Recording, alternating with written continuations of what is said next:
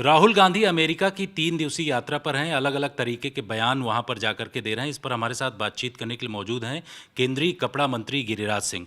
Sir, Rahul Gandhi बयान RSS को लेकर के दे रहे हैं, बीजेपी को लेकर के दे रहे हैं, यहाँ तक प्रधानमंत्री को लेकर के भी कहा कि संविधान को लेकर के उनकी तरफ से बयान दिए गए। उन्होंने कहा कि संविधान खतरे में है, इस तरीके की बातें कही जा रही।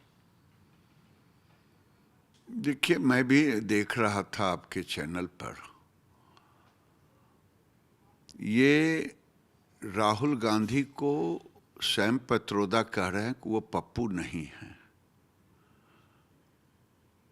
हम लोग तो उनको देश का एलओपी मानते हैं, लेकिन अब दुश्मन देश पाकिस्तान और चाइना को अपना ब्रांड एम्बेसडर रखने की जरूरत नहीं है चाइना को, क्योंकि जिसका ब्रांड एम्बेसडर भारत का एलओपी हो, जो कहता हो, तब चाइना लगता है जैसे चाइना के पैसे पर ये ब्रांडिंग कर रहे हों। राहुल जी, आपके समय में डिफेंस इंपोर्ट होता था, अब एक्सपोर्ट हो रहा है। 1 लाख करोड़ से ज़्यादा का एक्सपोर्ट हुआ। ये मैन्युफैक्चरिंग गिरा हुआ है। जो हमारा एक्सपोर्ट का वॉल्यूम है, आपके समय 19 लाख करोड़ था, आज लगभग 80 लाख करोड़ के करीब करीब पहुंच चुका है, बिना मैन्युफैक्चरिंग का। आईएमएफ कहता हो कि भारत का जीडीपी बढ़ता रहेगा और आपको भारत गिरता हुआ दिख रहा है। अगर आप लोकसभा के अंदर ये विषय रखें तो समझ में आएगा विपक्ष के नेता हैं, लेकिन भारत के बाहर जाकर के चाइना का ब्रांडिंग करने वाला लोग कभी भारत का नहीं हो सकता है, कोई देश का दुश्मन ही हो सकता है। उन्होंने कहा कि बीजेपी प्रधानमंत्री संविधान पर हमला बोल रहे हैं और वो इसके लिए काम कर रहे हैं लगातार। बीजेपी संविधान को सर आंखों लगाते हैं, सर पे रखते हैं, माथा टेकते हैं और गरीबों के लिए काम करते हैं, देश के लिए काम करते हैं। 25 करोड़ गरीबों को उन्होंने ऊपर उठाया है गरीबी रेखा से। जिस कश्मीर के अंदर फारूक अब्दुल्ला के साथ जो कहता हो पाकिस्तान के साथ वार्ता करनी होगी, 370 हटानी होगी, उसके साथ गले मिलते हैं और वहाँ का जो अनुसूचित समाज है, जो मैला उठाता था, उसको अधिकार नहीं दिया था। भारतीय जनता पार्टी नरेंद्र मोदी ने उसे अधिकार दिया। ये संविधान है। आरएसएस को लेकर के चाहे भारत हो, अब वहाँ अमेरिका गए हुए हैं, अब उसको लेकर के वो हमला कर रहे हैं, कह रहे हैं कि जो आरएसएस की विचारधारा वो अलग है, हमारी विचारधारा अलग है, इस तरीके की बातें। विचारधारा अलग हो सकता है, उसमें कोई दो मत नहीं है, लेकिन जो आरएसएस को समझने के लिए राहुल गांधी को कई जन्म लेना पड़ेगा। अगर समझना हो तो वो आप समझ करके देखो ना। अपनी दादी जी तो अब रही नहीं, लेकिन इतिहास के पन्नों में कहीं देखें कि 1971 में पाकिस्तान हिंदुस्तान का युद्ध हो रहा था। ये आरएसएस के लोग सिविल पुलिस का काम कर रहे थे।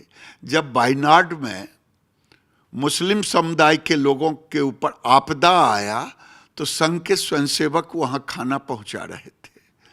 जब देश में कहीं आपदा आता है, संघ के स्वयंसेवक होते हैं। ये एक विचारधारा के नहीं है। भारतीय सांस्कृतिक धरोहर को वो आगे ले जा रहे हैं। अब भारत की संस्कृति है वसुधैव कुटुंबकम। राहुल गांधी ये भी कहते हैं कि हम इस नफ़रत के बाज़ार में मोहब्बत की दुकान, इस तरीके की बातें वहाँ भी उन्होंने कहा। और वहाँ के लोगों ने, टेक्सास में लोगों ने तालियां जमकर बजाई, कहा कि इस तरीके की विचारधारा के हिसाब से चलते हैं। देखिए, दुनिया में जो लोग भारत के विरोधी टूल किट बनाते हैं, राहुल गांधी उनके साथ प्रेस मिलते हैं। सैम पित्रोदा जो भारत को बांटने की बात कर रहा था, साउथ इंडिया और नॉर्थ इंडिया गालियां दे रहे थे, वो उनके वहाँ के लिए ऑर्गेनाइज करते हैं, कांग्रेस के नेता हैं।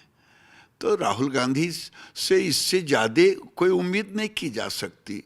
जो पूरी दुनिया आज पूरी दुनिया भारत को एक लीडर के रूप में देखता है।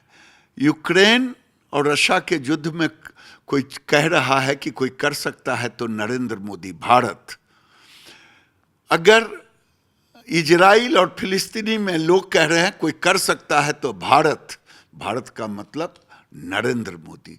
लेकिन जो दुनिया में भारत के खिलाफ करने वाले टूल किट हैं, राहुल गांधी उनसे दोस्ती करते हैं और भारत को गाली देते हैं। ये कोई देश प्रेमी नहीं कर सकता। भारत के बाहर जाके भारत का एलओपी जब अटल बिहारी वाजपेयी थे तो वो कहते थे कि मैं भारत एक है, और भारत का नेता होता है जो देश का प्रधानमंत्री होता है।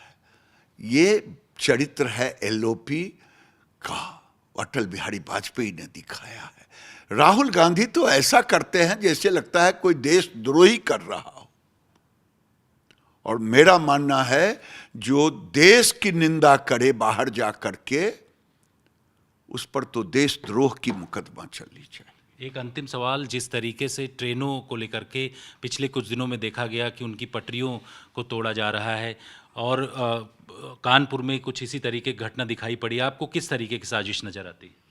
देखिए, साबरमती एक्सप्रेस हो या कालिंदी एक्सप्रेस हो, कालिंदी एक्सप्रेस ने तो जो मैं कहता था साबरमती में कहा था, ये संयोग नहीं है, प्रयोग है।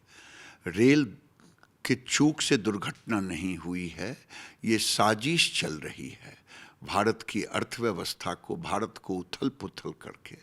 और ये जो कालिंदी एक्सप्रेस में हुआ है कानपुर वाली घटना, ये तो एक प्रयोग था, ऐसा प्रयोग कि फिर दूसरा गोधरा हो जाए, जल जाए। और आपने देखा कि आरपीएफ ने दर्ज किया है मुकदमा, और उसमें दिखाया गया है कि पटरी के बगल पर में बारूद भी मिला है, माचिस भी मिला है, पेट्रोल भी मिला है।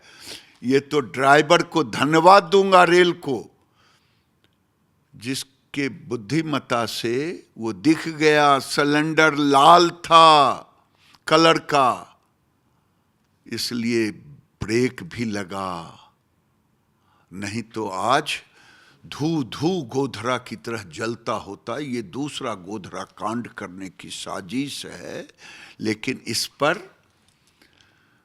एलओपी जी का जुबान बंद, इस पर अखिलेश जी का जुबान बंद, क्योंकि साजिश करने वाले एक खास समुदाय के होंगे।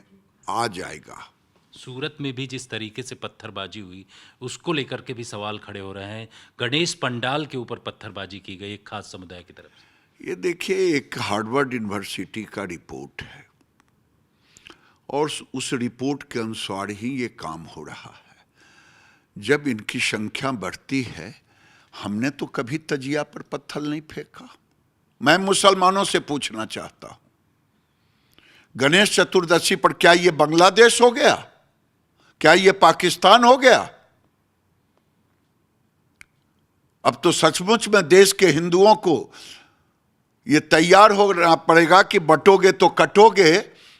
गणेश चतुर्दशी में सूरत को टारगेट करें, बांग्लादेश में टारगेट किया। आपके चैनल, उनके चैनलों पे आ रहा था 2 दिनों से। आज वही स्थिति भारत में बनाना चाहते हैं।